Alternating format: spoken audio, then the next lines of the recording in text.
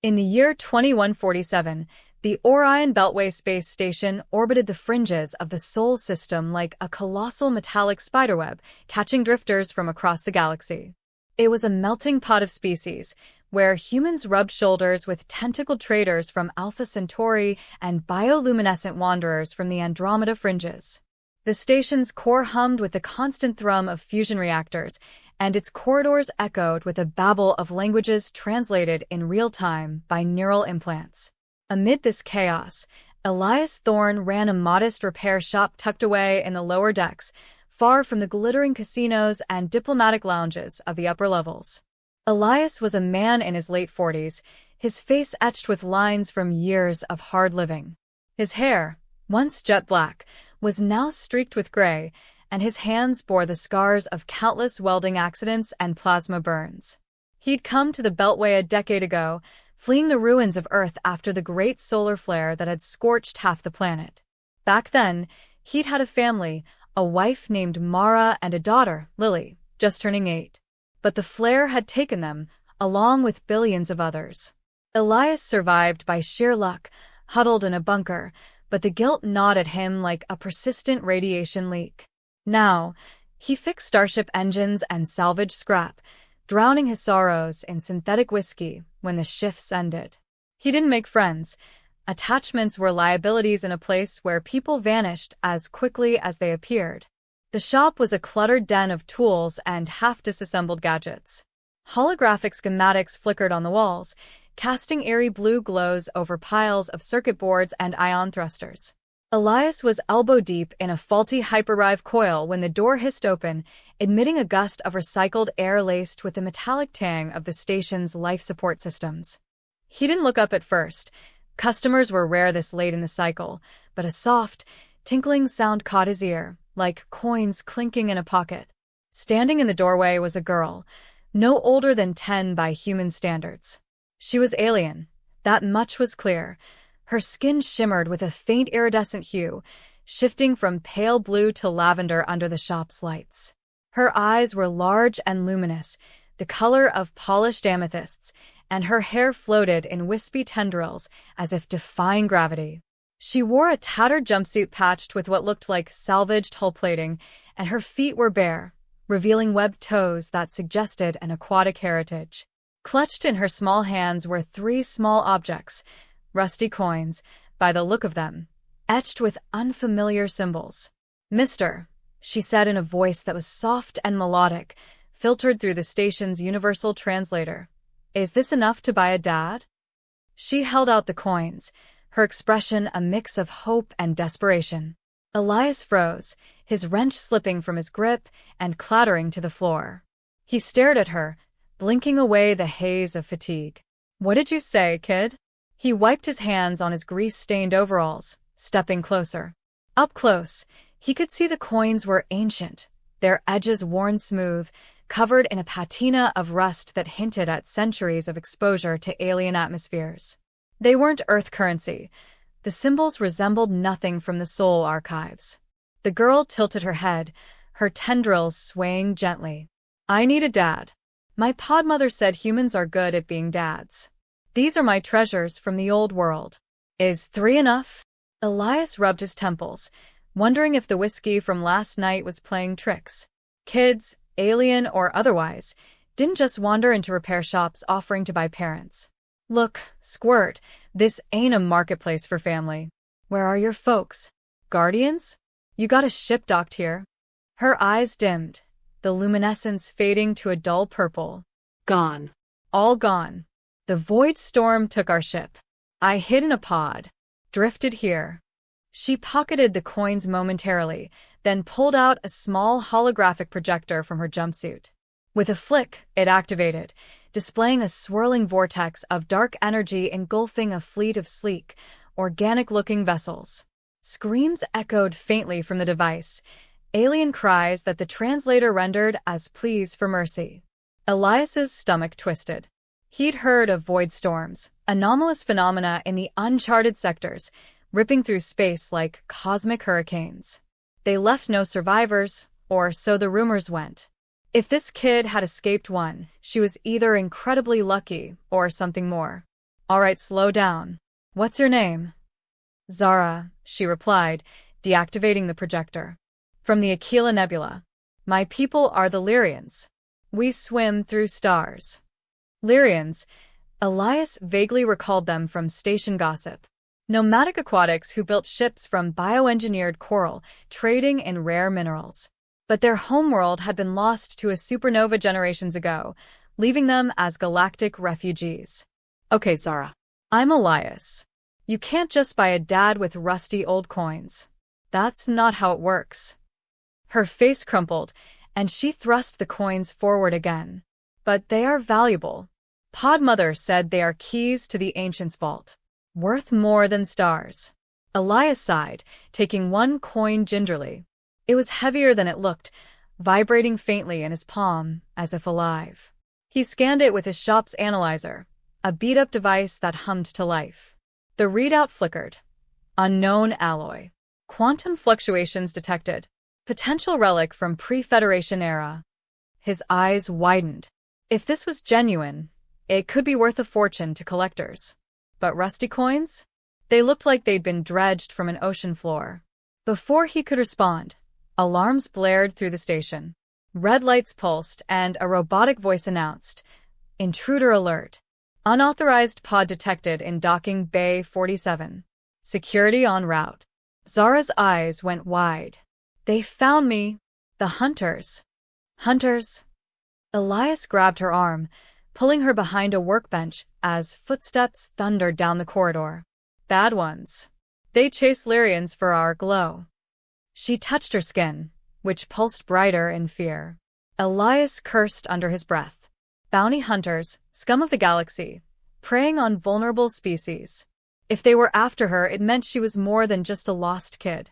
Perhaps her glow was bioluminescence with rare properties, like energy conduction or medical applications. He'd heard whispers of black market trades in alien biomaterials. The door burst open, and two hulking figures entered, a cyborg with mechanical limbs and a reptilian alien with scales that shifted camouflage-like. "Scan shows Lyrian biosignature here," the cyborg growled, its voice modulated. Elias stood, feigning nonchalance. "Shop's closed, fellas. Come back tomorrow." The reptilian hissed, drawing a plasma pistol. "Hand over the girl, human. She's worth a bounty." Zara peeked out, trembling. Elias's mind raced. He couldn't fight them, not with his bad knee and no weapons beyond a laser cutter. But something in her eyes reminded him of Lily, that innocent plea for protection. "She's not for sale," he said, grabbing the laser cutter. A scuffle ensued. The cyborg lunged, but Elias dodged, slicing at its arm with the cutter. Sparks flew as servos whined. Zara, surprisingly agile, darted between them, her tendrils releasing a burst of luminescent ink that blinded the reptilian. In the chaos, Elias grabbed her hand, and they bolted through a back exit into the labyrinthine maintenance tunnels. Panting, they emerged in a deserted cargo hold. "Thanks, Mr. Elias," Zara whispered. "Don't thank me yet. We need to get you off this station." But as security drones whirred overhead, he realized it wouldn't be easy. The hunters had likely locked down her pod, and his own shuttle was in disrepair. Over the next few hours, as they hid in the shadows, Zara shared her story. Her family had been en route to a neutral colony when the void storm hit. Her pod mother, sensing doom, had sealed Zara in an escape pod with the 3 coins, artifacts from the Lyrian ancestors, said to unlock a hidden sanctuary world. Pod Mother said find a dad. Someone strong like human fathers in the stories. Elias felt a pang. "I'm no dad, kid. Lost that title a long time ago." He confessed about the flare, the loss of his family. For the first time in years, speaking it aloud eased the weight on his chest. As night cycle fell on the station, simulated darkness to mimic planetary rhythms, they plotted their escape. Elias used his shop's backdoor access to hack into the station systems, locating Zara's pod. But it was guarded. Worse, the hunters had reinforcements. A sleek interceptor ship docked nearby. "We need help," Elias muttered. He remembered an old contact, Captain Reyes, a smuggler who owed him a favor. Slipping through vents, they reached Reyes's berth. The captain, a wiry woman with cybernetic eyes, grinned upon seeing Elias. "Thorn? Thought you were dead. What's with the glowing kid? Long story. Need a ride out. Hunters on our tail." Reyes eyed Zara's coins when she showed them. "Those look like Zirian relics. Worth millions if authenticated. But rusty? Odd." "Zirian?" Elias asked. "Ancient race. Predates the Federation. Their tech could bend space. If these are keys, they might lead to untold treasures or dangers." Zara nodded eagerly. "Yes. Sanctuary." Reyes agreed to help, but only if they split any fines. A deal was struck. As they boarded her ship, the Midnight Runner, alarms wailed again. The hunters had tracked them. What followed was a harrowing chase through the asteroid fields surrounding the Beltway. The runner weaved between tumbling rocks, lasers scorching the void. Elias manned the turret, blasting at pursuers while Zara huddled in the cockpit, her glow illuminating the controls like a living lantern. "They're gaining," Reyes shouted. Zara clutched her coins. "Use them. Pod Mother said they protect." Desperate, Elias examined one under a scanner. The quantum fluctuation spiked, interfacing with the ship's systems. Plugging it into the NAV console, the coin hummed, projecting a holographic map, a wormhole route to an uncharted sector. "Jump now," Zara urged. Reyes punched it. The ship lurched into hyperspace, emerging in a nebula-strewn void. The hunters' signals faded. The wormhole had collapsed behind them. Safe for now, they followed the map. Days blurred into a routine aboard the runner. Elias taught Zara human games, like chess with salvaged pieces, while she showed him Lyrian songs that made the stars seem to dance. Reyes scanned the coins, confirming their Zirian origin.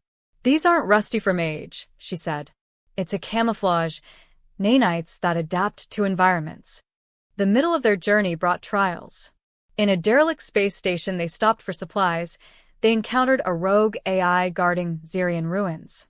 It tested them with riddles and illusions, conjuring ghosts of Elias's past, Mara and Lily, accusing him of abandonment. Zara's glow pierced the holograms, revealing the AI's core. Together, they disabled it, bonding deeper. Elias realized Zara wasn't just seeking a dad, she was healing his wounds. As they neared the sanctuary coordinates, tension mounted. The map led to a gas giant with a hidden moon, cloaked in energy fields. Penetrating it, they found a paradise, crystalline oceans, floating islands, and ruins teeming with Lyrian-compatible life. But it wasn't empty. Survivors from Zara's fleet had made it there, guided by similar artifacts. Among them was an elder Lyrian, who recognized the coins. "Child, these are not for buying. They are bonds, of family, of legacy." He explained the coins were soul keys, imprinting on those who wielded them, creating unbreakable ties. Zara turned to Elias, tears glistening. "But I want you as dad, not just bond." The elder smiled. "The keys choose. If the human accepts, the bond forms." Elias hesitated, the weight of years lifting. He'd run from pain, but Zara had shown him purpose. "Yeah, kid. I'm in." Inserting the coins into an ancient pedestal, a warm light enveloped them. Elias felt a surge, memories shared, emotions linked. He was her dad now, in every sense.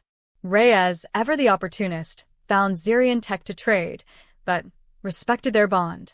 "You too deserve this." As they settled on the moon, building a new life amid the survivors, Elias looked at the stars. The rusty coins, now gleaming, sat on a shelf, a reminder that value wasn't in currency, but in connections forged across the void. Years later, as Zara grew, she'd tell stories of the human who became her dad for 3 rusty coins. And Elias, no longer alone, knew it was the best deal he'd ever made.